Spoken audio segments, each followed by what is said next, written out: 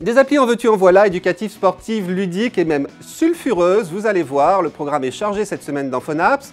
Bonjour et bienvenue à tous, je suis très heureux de vous retrouver pour un nouveau numéro de votre rendez-vous appli hebdomadaire.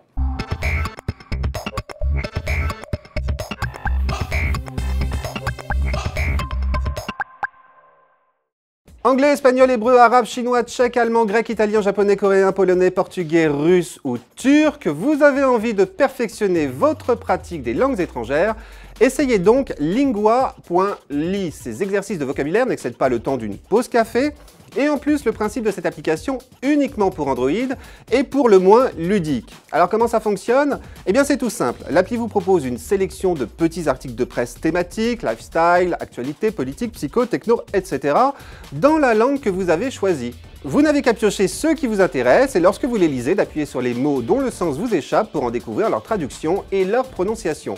Mais ce n'est pas tout, car Lingua.ly va enregistrer tous ces mots que vous recherchez ainsi que les liens auxquels vous accédez pour vous suggérer ensuite d'autres articles susceptibles de vous intéresser et que vous pourriez comprendre. Et dans la partie mots de Lingua.ly, vous allez aussi retrouver tous ces mots pour pouvoir les réviser à tout moment, tandis que la partie pratique va vous permettre de vérifier que vous les avez bien assimilés grâce à de petits exercices de traduction. Enfin, à noter que l'application intègre un dictionnaire qui vous rendra assurément service au quotidien. Il suffit d'y taper un mot pour obtenir instantanément sa traduction. Mais à condition, comme pour le reste de l'appli, d'être connecté à Internet. C'est là le seul inconvénient de Lingua.ly. N'espérez pas réviser vos langues étrangères dans le métro, ça ne marchera pas. Voilà donc pour Lingua.ly, l'application gratuite, mais je vous le disais, disponible uniquement sur Android.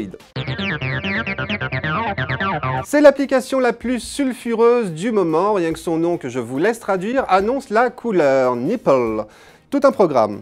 Alors Nipple surfe sur la mode des réseaux sociaux où tout le monde partage tout et parfois n'importe quoi, et sur celle du Quantified Self, cette pratique qui consiste à mesurer tout ce que l'on fait au quotidien.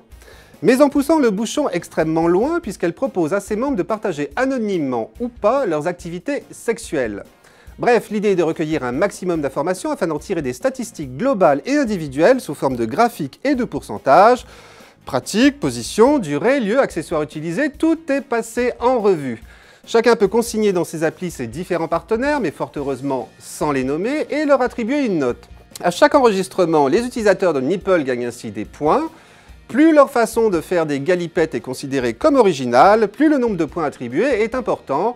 Et l'application tient ainsi un jour à un classement de ses membres les plus actifs, les profils publics des 3 premiers étant publiés chaque semaine sur le site internet de l'appli. Voilà une bien curieuse idée. Bon, je ne vous en dis pas plus, si ce n'est que Nipple est encore en version bêta. Pour le moment, elle ne tourne donc que dans une fenêtre de navigateur.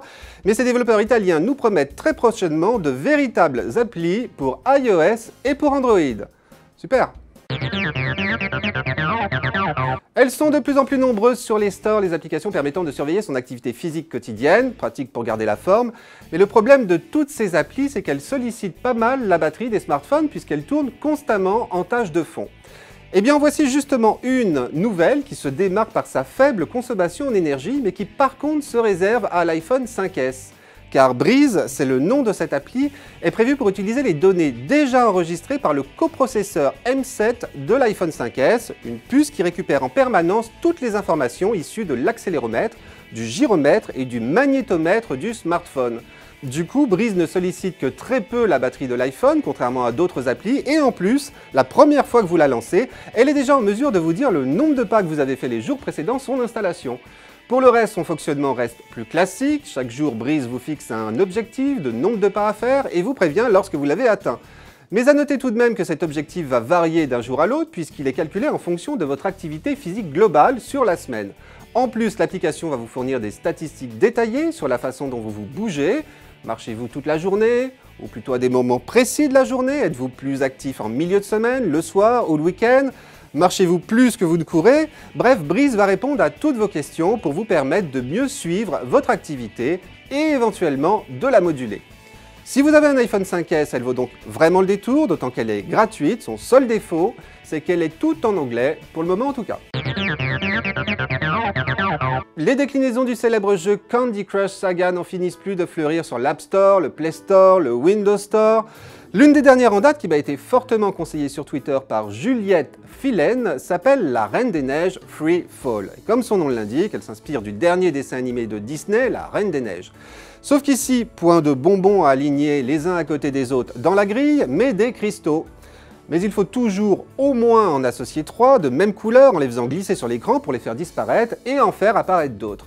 Et ainsi de suite. Je pense que vous connaissez déjà les règles qui de toute façon sont rappelées en début de partie.